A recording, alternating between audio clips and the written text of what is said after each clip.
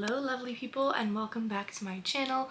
Today we are going to be reviewing, ranking, and rating the 6 books, or I should say novellas, in the Improbable Meet-Cute series. It is a series of 6 romance novellas from all really famous authors that is an Amazon exclusive. They're all on Kindle Unlimited and they are all also free to listen to on Audible. So I was listening to them while I was working, and I did it just about before Valentine's Day, but I thought it would be cute to talk about them and rank them in order of my least favorite to my most favorite. I have really cute Valentine's Day nails on because I'm still in the Valentine's Day mood, even though Valentine's Day was last week, but it's fine. Okay, so I'm gonna be talking about them in the order that I read them, not necessarily the order that I'm ranking them, I guess. I'm gonna rank them at the end, but I'm gonna talk about them, review them, and give you my rating of them as we go. Okay, so first I'm gonna tell you all of the titles of them and who wrote them. So the first one is The Exception to the Rule by Christina Lauren, Drop, Cover, and Hold by Jasmine Guillory, I think that's how you say it, Worst Wingman Ever by Abby Jimenez, With Any Luck by Ashley Poston, Rosie and the Dreamboat by Sally Thorne, and Royal Valentine by Soraya Wilson. Also, I have my cute little coffee from the local coffee shop. It is mocha and brown sugar. It was like for Valentine's Day, I don't know.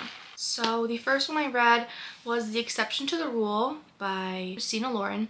Now, I've read Christina Lauren's The Unhoneymooners and I didn't love it, but this was really good. So basically it starts off for like the first probably half of the book is all email format. So it's like 2 people emailing back and forth. So basically the main premise of the book is that this boy is trying to email his teacher, but he accidentally emails like another student's email, and it was on Valentine's Day, and she was like, oh, thank you for being the only person to email me on Valentine's Day.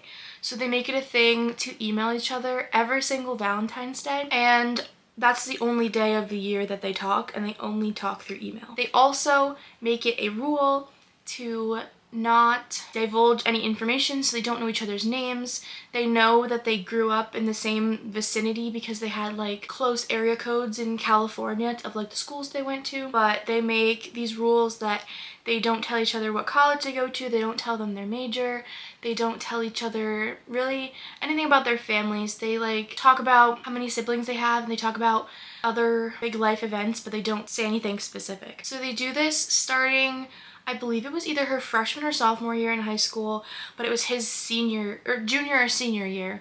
And so they do this, and they do this for 10 years. Just so sweet and cute.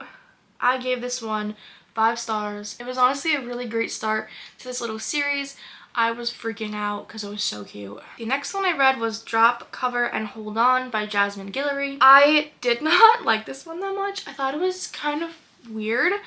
The whole premise is this woman that is, I guess, like, she just loves food, which is cool, because, you know, I'm a woman that loves food, so. But she goes into this bakery all the time, and the baker is, like, super cranky, and she thinks that he hates her, but he somehow always winds up giving her extra pastries. I didn't love it because the first, like, 8 pages, which these are only, like, 70, 80 pages, maybe 100 pages max. So the first like 8 to 10 pages is just her talking about like food. So I was just like, eh. So she's standing outside of the bakery and she's like, oh, should I go in? Shouldn't I go in? He really hates me. I promised myself I wouldn't go in again because he's so mean to me. Whatever. So she realizes that he's making her favorite like hand pie or whatever baked good she really likes from there. And so she goes in and he's like, oh, we're closed. And he's like super nasty to her, and then he realizes it's her. And then an earthquake happens and she like runs behind the counter and she covers him, and like a glass jar falls and like she saves his life basically. He's super grateful and she's like, do you like not know what to do in an earthquake? And he's like, no, I'm from New York. And she's now stuck in there because the sign fell and she can't get out the front, and there's some reason she can't get out the back. 3 stars, but I really did not like that one. I really only liked the guy because he was broody, he's a baker, he was adorable, but I didn't really like the female main character. It was also too insta-love for me. I like a little bit of like build up, like how in the first one, The Exception to the Rule, like they had 10 years of build up, like they were falling in love with each other for 10 years. So the next one I read was Royal Valentine by Soraya Wilson. This one was also okay. So it's basically about a princess. It kind of gave Princess Diaries, like kind of. Like it just gave like princess of a really small country.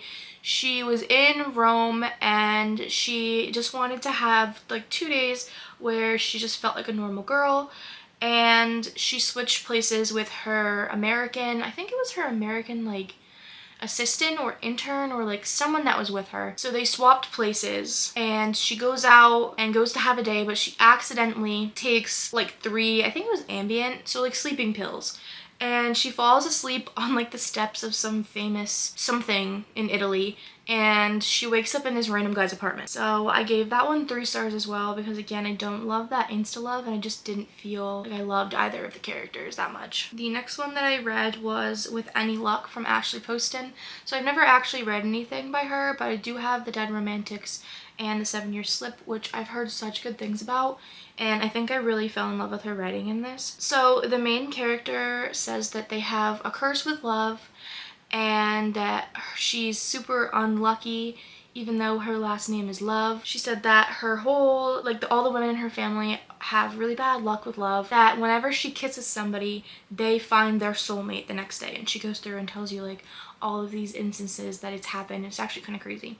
But she is lucky with everything else. Like she's lucky, like she finds money, she always gets like the best stuff, so stuff like that. So she's unlucky with love, but lucky in every other sense of the word. She finds her best friend in college, and he's a man, and they're platonic. And they've been best friends for 10 years, and he's getting married. And so she's at the bachelor party in Connecticut where they're having this wedding, and they're having the wedding on Valentine's Day, and he's not super happy with like everything the parents are doing, controlling the wedding, it being like super like glitzy, girly, lovey, like weird. Like he just wants to elope with her because he loves her. So they're at the bachelor party at this bar, and then we see them kind of drinking, and then it goes to the morning of the wedding. So they wake up in the morning of the wedding, and Theo, the maid of honor, is knocking on her door, and he's like, where is he? Like the groom is lost. Okay, my camera died,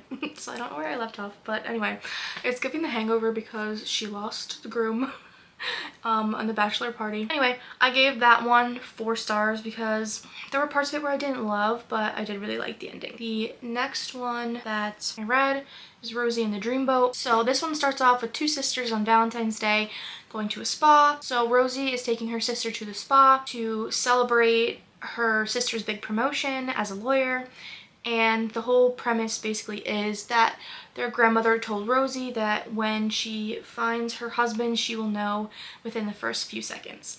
So that's like a little inside joke between her and the sister. So, you know, they're having this spa day, and she's like, my sister's so perfect, I'm the downgraded version of her. So like that's kind of the premise of the whole story. So they go into these float tanks, which are basically the sensory deprivation tanks where they like close you in, it's black, it's water. So she gets stuck in it. 5 stars because I really, really loved that one.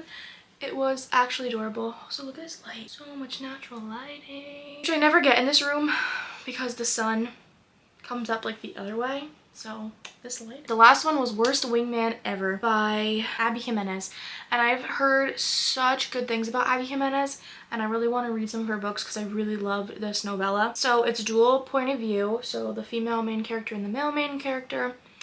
So she's a nurse, a hospice nurse that is taking care of her grandmother that is unfortunately dying. It's Valentine's Day. She gets this note on her car, and she's like, no, like I'm not trusting that. I've seen women get kidnapped. So she parks, she's on the phone with her sister. She opens it, and it's like a Valentine's Day card, and it has like a free coupon for, it says a free dicking down. It's hysterical. Anyway, she's like, oh, it's for someone else because it's addressed to someone else. And so you go to his point of view, and his brother was like, dude, you had one job, you had to put it on her car. And he's like, I guess I didn't realize how many women had like white Honda Civics. So he put it on the wrong person's car. and he is helping his brother out. He's like a handyman, so he's helping his brother fix like up this condo. He sees the girl's car because he could tell because it has like a flat tire on the back. So he leaves a note and he's like, I'm so sorry, like nobody should ever have to see that, you know, I'm the worst wingman ever. Back and forth with the notes was so cute. So I gave that one 5 stars. It was adorable. I really liked every single one of these, just some were better than others based off of my tastes, but none of them were bad. They were all so cute. I loved the short format. I thought it was so sweet. The audiobooks were really good, and they're also free. Like I said, they're on Kindle Unlimited if you want to read them, and the Kindle Unlimited, they have like the free Audible download, so you can listen through the Kindle app, which I really love. Okay, now I'm going to be ranking these from my least favorite to my most favorite. So my least favorite was Drop Cover and Hold On. Just because, like I said, I didn't love the, like she was oblivious, like I hate that. You know, I don't know, I just didn't like it. I really liked the guy, didn't like the girl, didn't like the whole 10 pages of like food obsession for no reason. So that is number 6. Number 5 would be Royal Valentine. Again, too insta-lovey. I hated how the guy was just like, oh no, I'm mad at you now.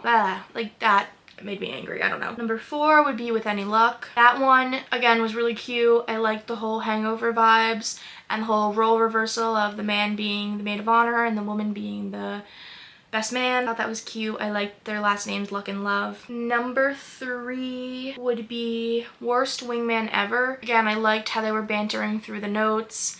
I loved the dog. The grandmother was a badass. I just loved that whole dynamic. Number 2 would be Rosie and the Dreamboat. I thought, well, I really don't love firefighters and stories. I don't know, I just have bad experience with firefighters. So that's like a personal thing, but I thought that he was so sweet to her, and I loved their little witty banter going back and forth, and she was just strong, and she realized that like she's not the unworthy sister. Loved it. And then number 1 obviously is Exception to the Rule.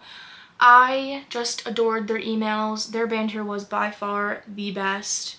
I loved that mystery element. I loved that we knew that it was them, but they didn't know. And I loved the way just everything went down, how they found out about each other, how he treated her, everything. It was perfect. And, you know, she said she was the exception to the rule because she didn't use exclamation marks as a woman. They went through such hard times in their lives with each other, and they were always there for each other. They were the one constant, which is so sweet and heartwarming to me. That's always my favorite. That's what I thought about these 6 kind of Valentine's Day, lovey, romantic, rom-com novellas. I do highly recommend reading all of them. Some of them did mention the other ones, so they're kind of like interconnected, but not really. And they were all from really good authors. This is a great way to figure out if you would like that romance author. I am thinking about giving Christina Lauren another chance because I love that, and I'm so excited for Ashley Poston's books because I really loved her writing. And now I'm going to check out probably some of their other longer format books from all these authors. Yeah, if you're still watching, please leave a heart emoji in the comments and let me know what one of your favorite romance authors is. And if you read romance books, let me know what your favorite romance book is. Thank you for watching. Thank you for coming back if you've been here before. And I will see you in the next one. Bye!